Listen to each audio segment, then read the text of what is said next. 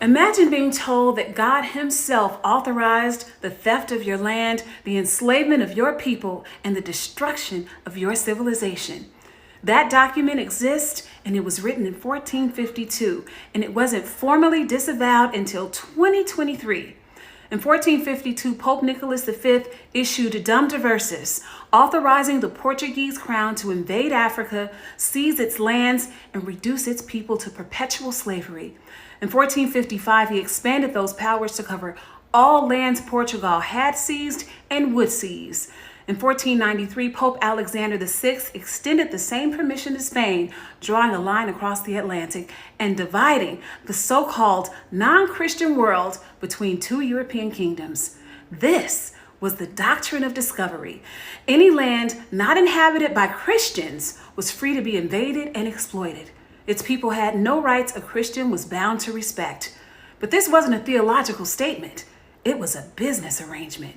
Portugal and Spain didn't come to the Vatican for moral guidance. They came for permission to get rich. Through the Patronato Real, the crowns funneled a percentage of every colonized territory's resources back to the church. The more they seized, the more they enslaved, the wealthier they became. This wasn't the voice of God. It was the voice of greed dressed in the robes of God. They didn't need to believe it was true. They just needed the paperwork. What followed is beyond counting. Millions killed, millions more destroyed by famine, forced labor, debt, and deliberate poverty. The death toll didn't end when the colonizers left. It continued through IMF policies, rigged trade agreements, and the suppression of African sovereignty. It continues today. Because the powers responsible have never intended to dismantle the system that funds their place in the world.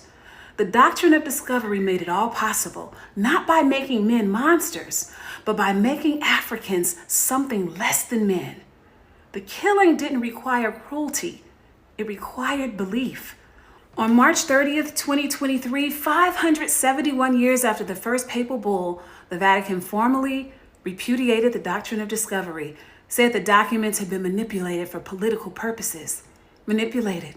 That's the word that they chose for 600 years of African genocide, slavery, and theft.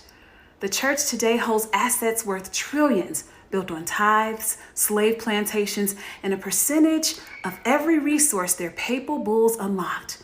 They wrote the doctrine, they collected the dividends, and when they finally admitted it was wrong, they didn't return a single dollar. They just stopped claiming it was God's idea. And if you didn't know, now you know.